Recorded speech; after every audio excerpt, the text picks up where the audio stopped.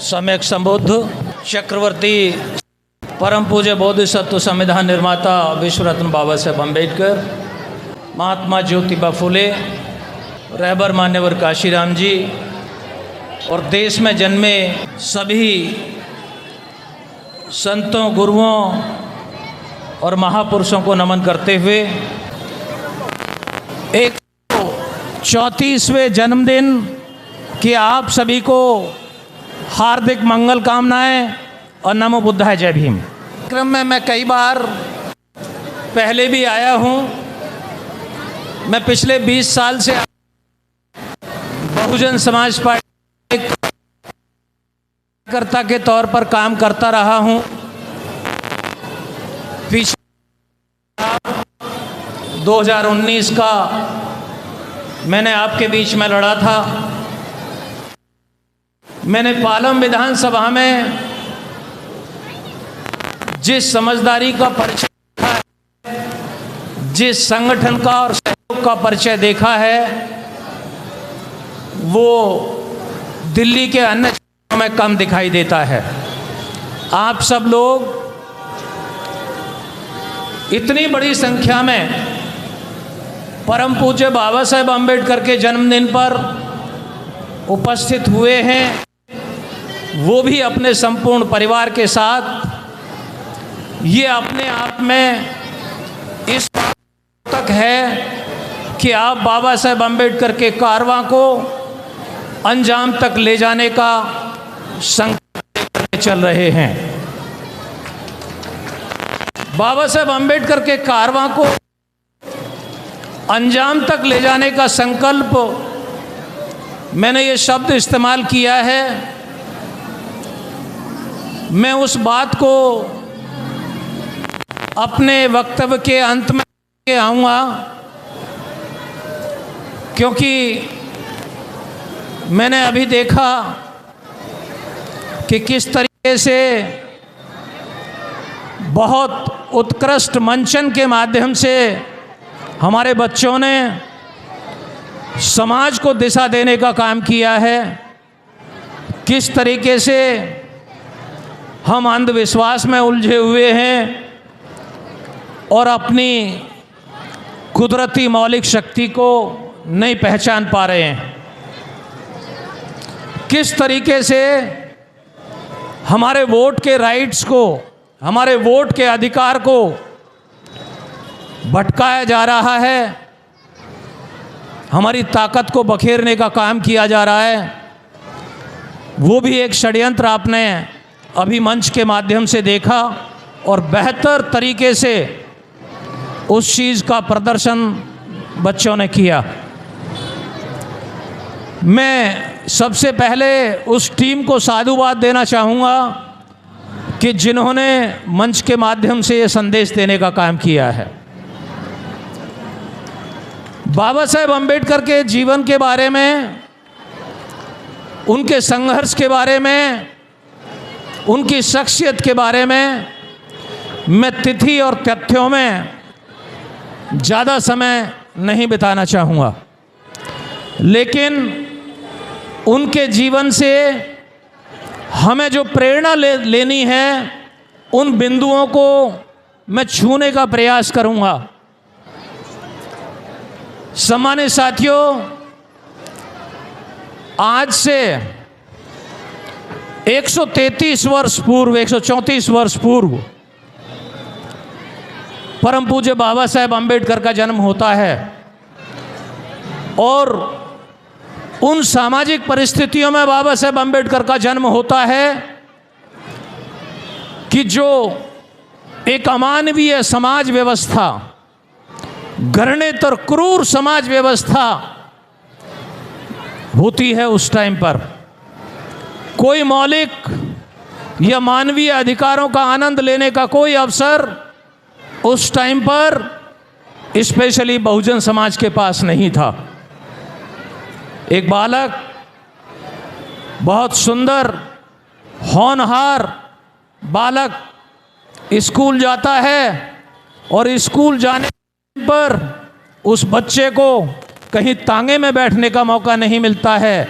उसे साथ बैठने का मौका नहीं मिलता है, उसे दूसरे बच्चे जहाँ से पानी पीते हैं वहाँ से पानी पीने का मौका नहीं मिलता है, उसे अपनी दरी ले जाना पड़ता है और दूर बैठना पड़ता है और उसी दरी को लेकर के घर आना पड़ता है।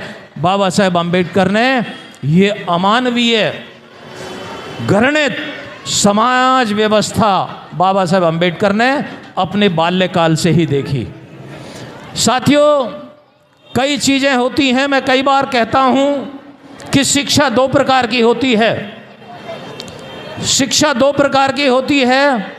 एक शिक्षा होती है कि हमने डिग्रियां हासिल कर ली और डिग्रियां हासिल करने के बाद हमने मकान बना लिया, हमने गाड़ी घोड़ा ले लिया, अपने बच्चों को पढ़ा लिया और अच्छा खाना पीना का इंतज़ाम कर लिया और समाज के बारे में कोई सरोकार नहीं। मैं ऐसी शिक्षा को पिटभर्रू शिक्षा कहता हूँ। और दूसरी शिक्षा होती है संस्कारों की शिक्षा।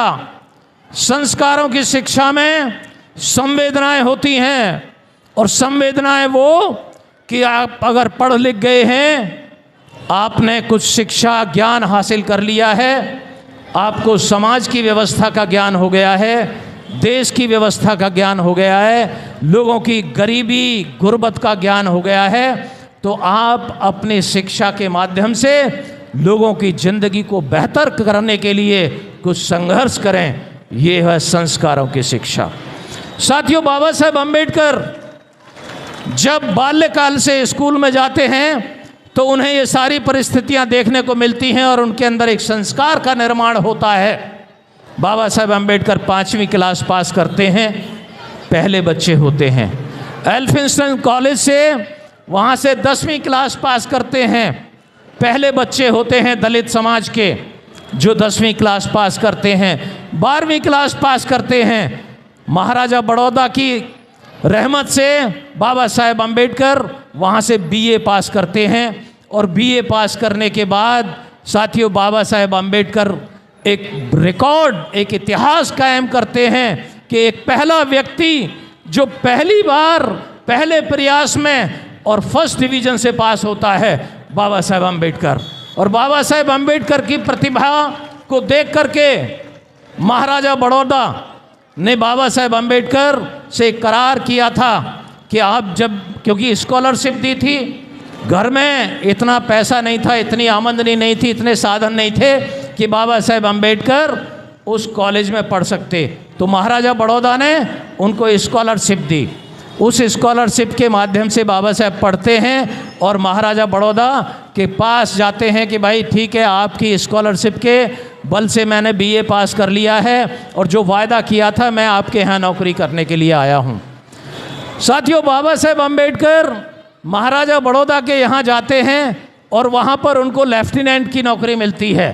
लेफ्टिनेंट के पद पर बाबा साहेब अम्बेडकर सुशोभित होते हैं और उसी चंद दिनों के कार्यकाल के दौरान वहाँ पर बाबा साहेब अम्बेडकर को एक अवसर और मिलता है, क्योंकि महाराजा बड़ौदा के पास अमेरिका जाने के लिए महाराजा बड़ौदा ने कुछ स्कॉलरशिप निकाली कि भाई जो बच्चे योग्य हैं, मेधावी हैं, ऐसे बच्चों को मैं अमेरिका पढ़ने के लिए भेजना चाहता हूँ। बाबा साहेब अम्बेडकर ने अप्लाई किया और बाबा साहेब अम्बेडकर का इंटरव्यू लेने के बाद महाराजा बड़ौदा ने बाबा साहेब अम्बेडकर को अमेरिका में कोलंबिया यूनिवर्सिटी में पढ़ने का मौका दिया।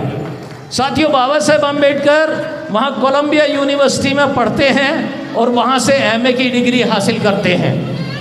एमए की डिग्री हासिल करते हैं और उसके बाद वहीं से पीएचडी हासिल करते हैं। बाबा साहेब अम्बेडकर की जो ज्ञान पिपासा है वो शांत नहीं होती है। वो किसी प्रकार से अपने प्रोफेसर की रिकमेंडेशन से महाराजा बड़ौदा से एक और स्कॉलरशिप लेते हैं और लंदन यूनिवर्सिटी में पढ़ने के लिए आते हैं, लंदन स्कूल ऑफ इकोनॉमिक्स में। वहाँ से Baba Saheb Ambedkar London School of Economics में जाते हैं, वहाँ एडमिशन लेते हैं और साथ में वहाँ ग्रेज इन से बार पर प्रैक्टिस करने के एलएलबी की मीन्स कानून की पढ़ाई की भी समानांतर पढ़ाई करते हैं। तो बाबा साहेब अम्बेडकर वहाँ अपनी पढ़ाई करते हैं और वहाँ से एक एमएससी की डिग्री और बीएससी की डिग्री और LLD की डिग्री बाबा साहेब अम्बेडकर वहाँ से हासिल करते हैं। साथियों, मैं एक शॉर्टकट में आपको बता रहा हूँ बाबा साहेब अम्बेडकर का संघर्ष। लेकिन इस दौरान में बाबा साहेब अम्बेडकर के घर में पीछे उनके बच्चे बिना पैसे के, बिना इलाज के दुनिया से चल बसते हैं, लेकिन बाबा साहेब अम्बेडकर हतोत्साहित या निराश नहीं होते हैं। साथियों, बाबा साहेब अम्बेडकर ने ये सारी डिग्रियां हासिल करने के बाद बाबा साहेब अम्बेडकर इंडिया में आते हैं। एक व्यक्ति जो कहते हैं ना, बाबा साहेब अम्बेडकर को इस बात का ज्ञान था कि भाई विद्या में सब कुछ है, विद्या के बगैर कुछ नहीं है, क्योंकि वो संस्कृत जिसको यहाँ के लोग जो रूढ़िवादी लोग हैं वो बाबा साहेब अम्बेडकर को संस्कृत नहीं पढ़ाना चाहते थे, लेकिन बाबा साहेब अम्बेडकर ने स्वयं की साधना से इवन बॉन यूनिवर्सिटी में जर्मनी में भी गए, लेकिन वहाँ पर जिस मकसद के लिए गए बाबा साहेब अम्बेडकर वहाँ उस मकसद को पूरा नहीं कर पाए, लेकिन उन्होंने अपने स्वाध्याय से संस्कृत का ज्ञान हासिल किया। और ये सारी चीज़ें बाबा साहेब अम्बेडकर को अपने बाल्यकाल में महसूस हो गई थी। कौन सी? कि विद्या ददाति विनयम विनयाद याति पात्रत्वम पात्रत्वादि धनमापनोति धनाद धर्मम ततः सुखम। ये शाम न विद्या न तपो न दानम ज्ञानम न शीलम न गुणो न धर्म ते मृत्य लोके भूविवार भूता मनुष्य रूपेण मृगाश्चरन्ति। विद्या ददाति विनयम, विद्या से व्यवहार कुशलता आती है। विनयाद याति पात्रत्वम, जिस आदमी के पास व्यवहार कुशलता आ जाती है वो योग्य बनता है, क्योंकि उसे विद्वानों की संगति करने का मौका मिलता है। विनयाद याति पात्रत्वम पात्रत्वादि धनमापनोति, जब मनुष्य योग्य हो जाता है तब उसे नौकरी मिलती है, कारोबार करना शुरू हो की अकल आती है, तब उसे धन प्राप्त होता है, और धन प्राप्त करने के बाद मनुष्य को सुख मिलता है। साथियों, सब कुछ विद्या में निहित है, सब कुछ विद्या में निहित है। साथियों, जब विद्या में निहित है तो बाबा साहेब अम्बेडकर संकल्प लेते हैं और ये उच्च कोटि की शिक्षा हासिल करते हैं। और उच्च कोटि की शिक्षा हासिल करने के बाद साथियों, बाबा साहेब अम्बेडकर का संघर्ष इस देश के बहुजनों के लिए शुरू होता है। कौन कौन से संघर्ष शुरू होते हैं? महातालाब का आंदोलन, कालाराम मंदिर का आंदोलन बाबा साहेब अम्बेडकर शुरू करते हैं, जो जमीन पर चलकर जन के बीच में संघर्ष करके बाबा साहेब अम्बेडकर लोगों की चेतना को जागृत करते हैं, लोगों को झकझोरते हैं कि अगर तुम्हें अपने अधिकारों के लिए संघर्ष करना नहीं आता तो तुम्हें अपनी माँ के पेट में ही मर जाना चाहिए था। अपने लोगों को प्रताड़ित करते हैं बाबा साहेब अम्बेडकर। और बाबा साहेब अम्बेडकर बार बार अपने लोगों को कहते हैं कि अगर तुम जिंदा हो तो जिंदा होने का सबूत दो, संघर्ष करो अपने अधिकारों के लिए, जब तक तुम्हारे शरीर में जान है संघर्ष करो। बाबा साहेब अम्बेडकर ललकारते हैं अपने लोगों को, और उसी ललकार का परिणाम होता है कि जब बाबा साहेब अम्बेडकर महातालाब के लिए आंदोलन करते हैं तो पूरा समाज बाबा साहेब अम्बेडकर के पीछे लग जाता है। क्योंकि बॉम्बे असेंबली में एक विधेयक रेजोल्यूशन पास हो चुका था अंग्रेजों के टाइम पर 1927 में ही। कौन सा रेजोल्यूशन था?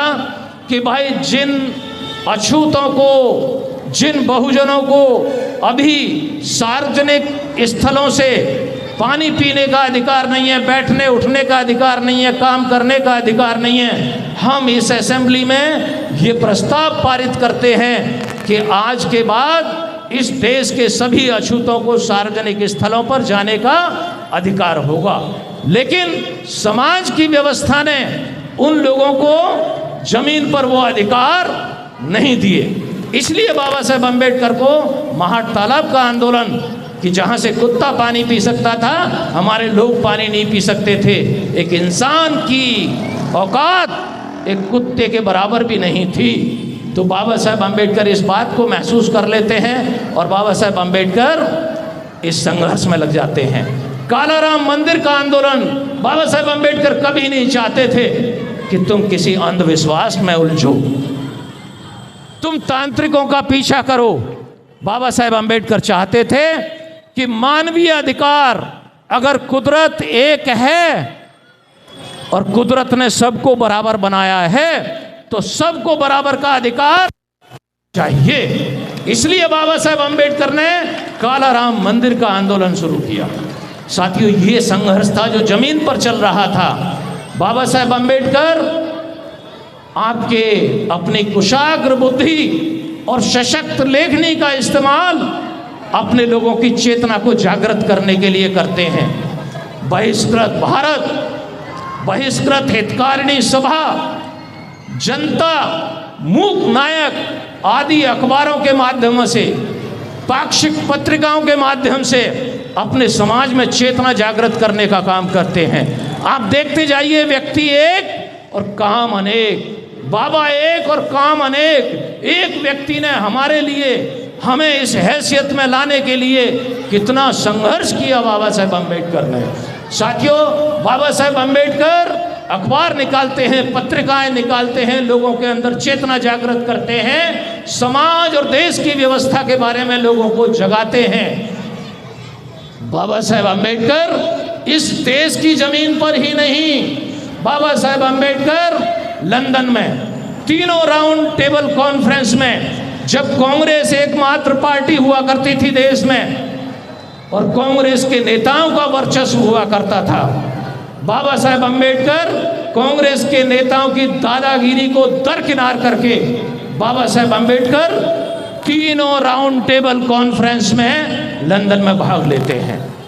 क्यों भाग लेते हैं? क्योंकि यहाँ पर कांग्रेस के नेताओं को आपसे कोई सहानुभूति कभी नहीं थी, आज भी नहीं है। अगर थोड़ा बहुत घड़ियाली आंसू कोई बहाता है तो सिर्फ आपकी वोट की ताकत को देख करके बहाता है। वो आपकी वोट की ताकत को देख करके उनके मुंह में पानी आता है, क्योंकि तुम्हारे पास संख्या बल है।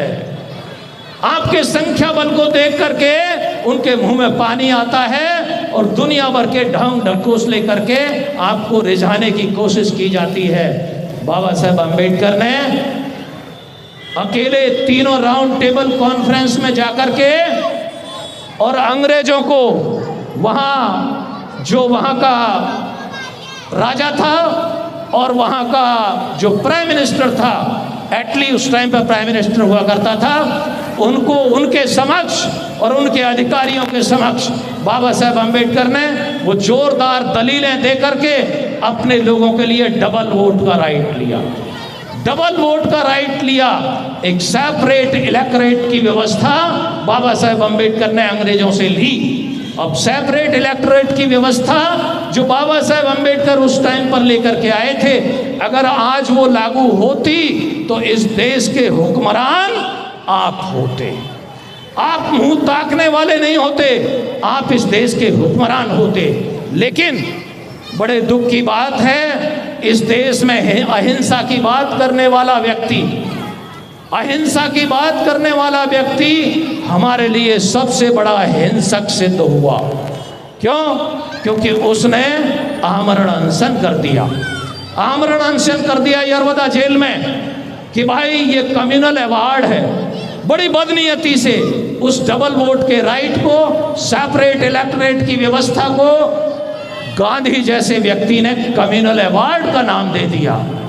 कम्युनल अवार्ड का नाम दे दिया और बाबा साहेब अम्बेडकर को बदनाम करने की साजिश रची। साथियों, बाबा साहेब अम्बेडकर, गांधी जी आमरण, बाबा साहेब अम्बेडकर चाहते हैं कि भाई आज इस देश में राष्ट्रवादी आंदोलन चल रहा है, आज़ादी का आंदोलन चल रहा है। यहाँ गांधी के पीछे लोग पागल हैं, गांधी के पीछे लोग पागल हैं और इनके ढंग से पागल हैं। ये नकली महात्मा लोगों को अपने चंगुल में ले रहा है। अगर ये मर गया तो इसके मरने का दोष लोग मेरे सिर पर मर देंगे और इनके सामंतवादी लोग मेरे लोगों का नरसंहार कर देंगे। साथियों, बाबा साहेब अम्बेडकर की बेहतरी को ध्यान में रख करके गांधी से पूना पैक्ट कर लेते हैं।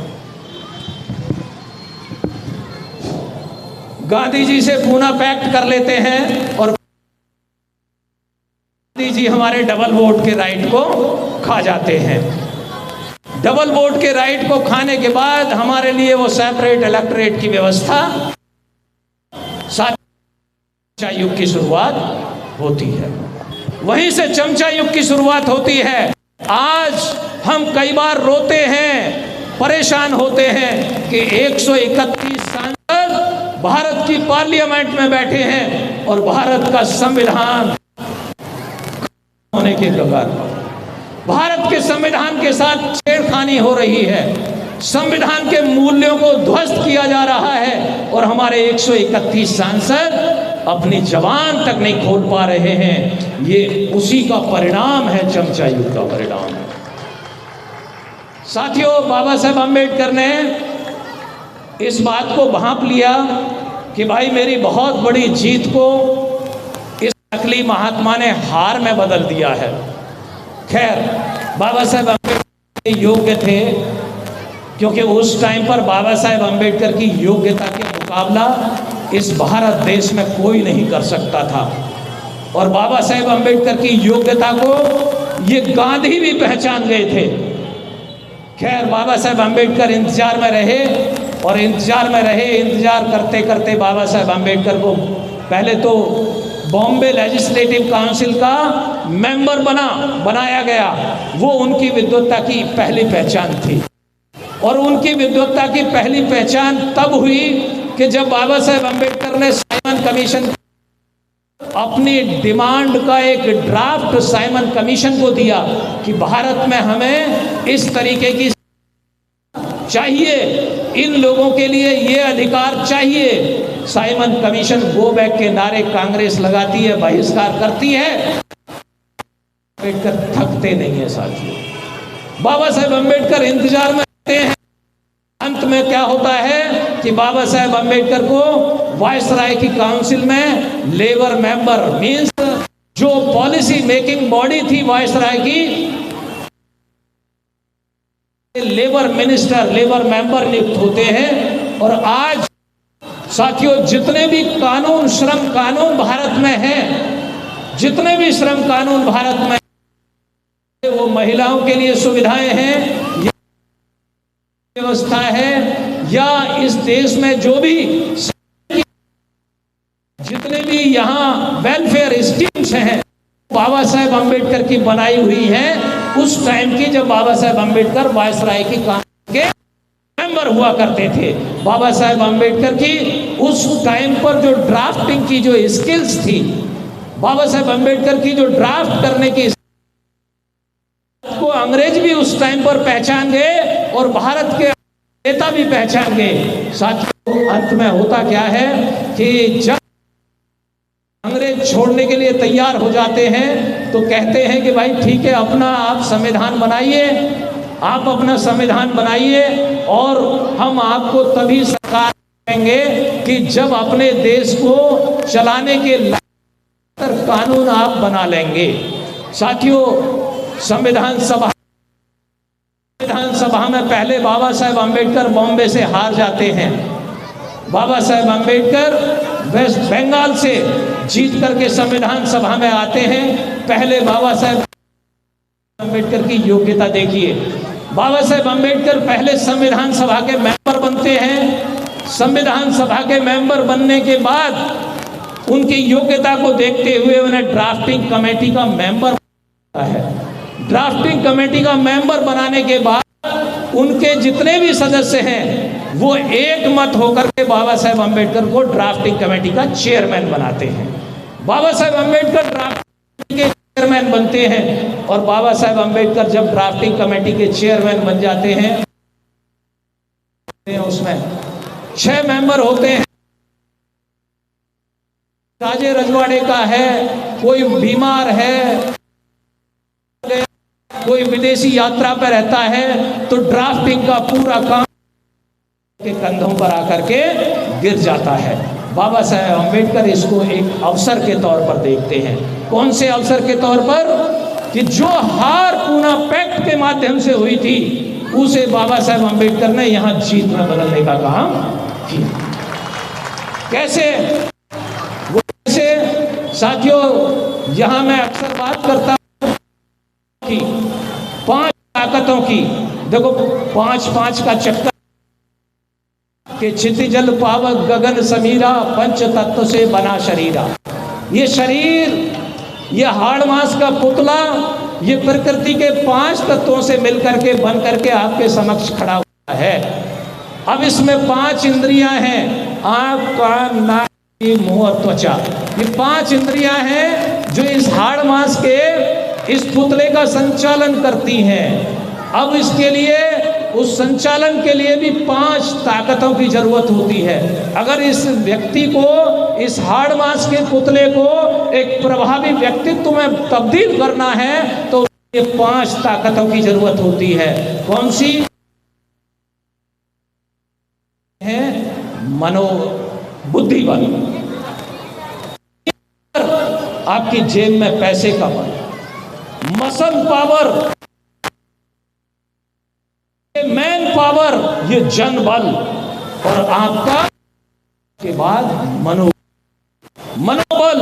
ये 5 ताकत एक प्रभावी व्यक्ति में तब्दील करने के लिए बहुत जरूरी होती हैं। बुद्धि बल, धन बल, बाहुबल, जन और आपका मनोबल, ये 5 ताकत बहुत जरूरी होती हैं एक व्यक्ति को स्वाभिमान की जिंदगी जीने के लिए। लेकिन एक सामाजिक हैसियत बनाने आदमी के पास और 5 ताकतों की जरूरत होती है।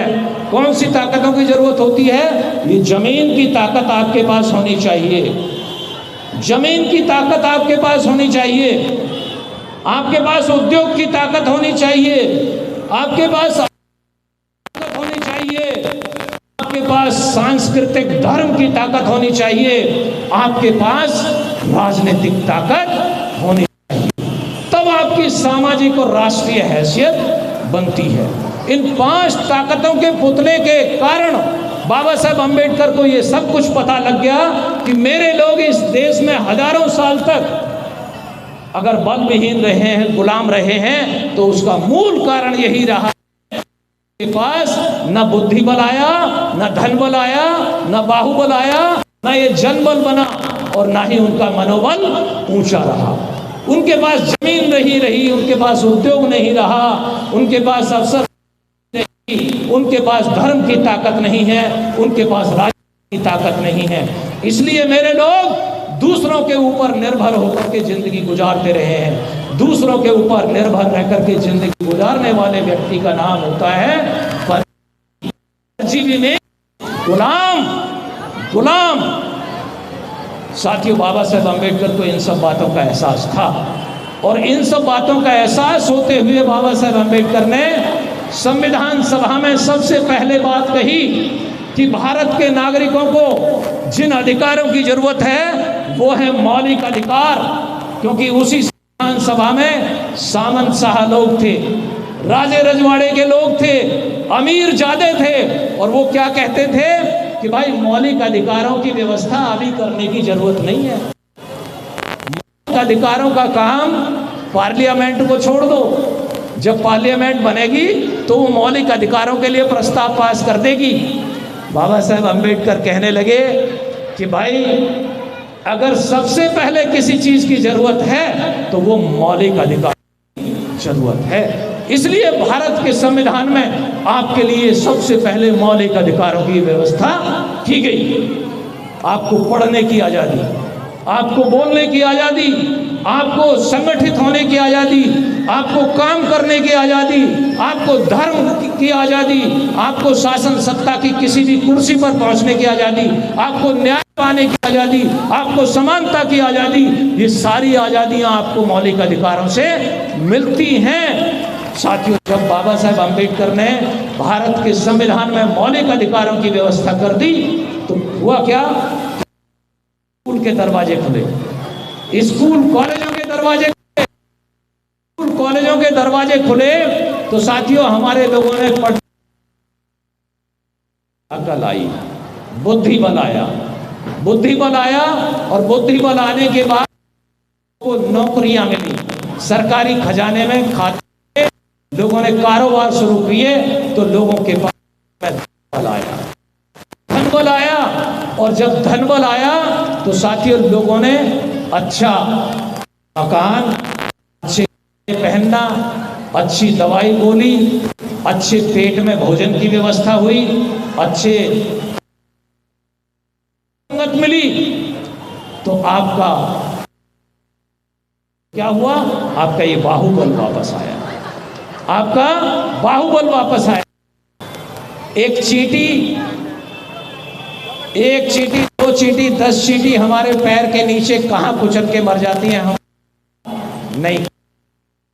अगर उन्हीं चींटियों का झुंड एक जगह, तो कदकाठी के लोग 2 कदम दूरी से, ये होती है किसकी? संगठन की ताकत, ये जनबल की ताकत। ये जनबल आज इकट्ठा यहां है। आज सिद्धांत गौतम को यहां कोई अपमानित करने का साहस नहीं कर सकता, क्योंकि आप करने नहीं देंगे। संगठन है, आपके साथ कोई बदतमीजी करेगा तो मैं भी अपनी जान को नौछावर कर दूंगा। संगठन है, एक दूसरे पर भरोसा आ गया। भरोसा कब आया? कि सबके शरीर में 2 दाने आ गए। तो ये हमारे पास जो बाहुबल आ गया, इससे हमारा ये जनबल तैयार हो गया। और इसी जनबल से आज मन, अगर आप नहीं होते, मैं अकेला होता तो किसको भाषण देता? आप नहीं होते तो मैं जिन लोगों को दुत्कारने की बात करता हूं, क्या वो हिम्मत? क्योंकि आपके यहां रहने से मेरा मनोबल ऊंचा है, मेरा मनोबल ऊंचा है। अरे एक टाइम था कि जब ना बुद्धि बल था, ना धन बल था, ना बाहुबल था, ना मनोबल था, तो हमारे लोग बच्चा पैदा करते थे अपने घर में, नाम करवाने के लिए ले जाते थे दूसरे के पास। और वो नाम कैसे रखता था? बड़ी बदनीयती से नाम रखता था। कैसे? घूरे, घसीटा, खचेड़ू। अरे अच्छी कदकाठी का आदमी, अकलमंद आदमी, उसका नाम रख दिया का मतलब कूड़े का ढेर। अपने नाम को कूड़े का ढेर दिन में सुन करके उसके चेहरे की जो रंगत है वो फीकी पड़ जाती थी, मनोबल टूट जाता था। लेकिन अब बाबा साहेब अम्बेडकर ने साथियों जब हमें ये बुद्धि बल दे दिया, तो बुद्धि बल के बाद हमारा ये धनबल आया, बाहुबल आया, ये जनबल आया, मनोबल आ गया। अब हम उस जिंदगी से निकल करके हम इंसान बन गए, जानवर की जिंदगी से निकल कर इंसान बन गए। और उससे पहले उस जानवर की अवस्था से इंसान बनाने का काम नहीं किया, किसी दैवीय शक्ति ने नहीं किया, किसी देवी देवता ने नहीं किया। लेकिन परम पूज्य बाबा साहेब अम्बेडकर के आशीर्वाद से, मौलिक अधिकारों के आपके पास ये पांचों के पांचों बल आने के बाद आप मन से दहाड़ करके बोल रहे हैं। और इसका सीधा सीधा श्रेय आज किसी को जाता है तो वो सीधा जाता है परम पूज्य बाबा साहेब अम्बेडकर को। तो दुनिया में हम कोई भगवान है हमें जानवर से इंसान बनाने के लिए जिम्मेदार, तो वो है परम पूज्य बाबा साहेब अम्बेडकर। तो हमारे लिए बाबा साहेब अम्बेडकर किसी भगवान से भी कम नहीं है। इसलिए मेरे सम्मानित साथियों, मैं आप सब लोगों से निवेदन कर रहा हूं कि बाबा साहेब अम्बेडकर का ये संघर्ष देखा है, उनकी 4 चीजें अपने आप बढ़ जाती हैं। कौन सी? आयु, विद्या, यश और बल। आज बाबा साहेब अम्बेडकर की कोई आयु का मापन नहीं है। जब तक ये कालखंड रहेगा, जब तक ये प्रकृति का काल चक्र रहेगा, तब तक बाबा साहेब अम्बेडकर रूपी सूर्य अपने दुगने उत्साह के साथ इस दुनिया में चमकता रहेगा। जब तक सूरज चांद रहेगा, तब तक बाबा तेरा नाम रहेगा। क्योंकि बाबा अम्बेडकर कहते हैं कि political power is the master की। अगर मास्टर की हासिल करनी है तो वो की हासिल होगी आपको वोट से, तो आपको वोट की रक्षा करनी पड़ेगी। रहबर मान्यवर काशीराम जी ने वोट की ताकत को समझाया, और जब आपकी ताकत, वोट की ताकत आपकी समझ में आ गई तो आप 4 बार शासक बने नहीं बने, क्योंकि वो वोट की ताकत बने आप। जब वोट की ताकत आपके लोगों को समझ में आएगी और आप दुश्मन के द्वारा गुमराह नहीं होंगे, अपने लोगों को इस नशे की लत से दूर रखेंगे, तो आप हुक्मरान बनेंगे, तभी बाबा साहेब अम्बेडकर का वो सपना साकार होगा। साथियों, मैं आप सब लोगों से यही निवेदन करते हुए कि आप सब लोग जागरूक रहें और अपने जीवन का समय ये मान करके चलें कि ये समय एक बार मिला है, ये दोबारा मिलने का चांस नहीं। इसी जीवन काल में परिवर्तन की लड़ाई लड़ें। जितनी भी आपकी कुव्वत है, काबिलियत है, पूरी कुव्वत और काबिलियत अपने समाज को जगाने में लगाएं और इस देश में सत्ता की चाबी हासिल करने के लिए, सत्ता की चाबी हासिल करने के लिए समाज की एक एक वोट अपनी पार्टी को दिलवाएं, अपने चुनाव चिन्ह हाथी को दिलवाएं। क्योंकि कोई भी मूवमेंट, कोई भी पार्टी एक दिन में या चंद दिनों में खड़ी नहीं होती। किसी भी पार्टी को खड़ा करने के लिए महापुरुषों की जिंदगी लग जाती है। रहबर मान्यवर काशीराम जी की जिंदगी लग गई बहुजन समाज पार्टी को बनाने में। बहन कुमारी मायावती जी का जीवन लग रहा है, और हम लोगों का भी जीवन, आप लोगों का भी जीवन इस मूवमेंट को यहां तक लाने में लगा है। अगर हम लोगों ने लापरवाही बरत दी तो साथियों, लोकतंत्र के जो लोकतंत्र है, इस लोकतंत्र में हमें का अवसर मिल सकता है, वो अवसर आपके हाथ से हमेशा के लिए निकल जाएगा। आज लोग कहते हैं कि बाबा साहेब अम्बेडकर की जयंती है, पॉलिटिक्स मत करो।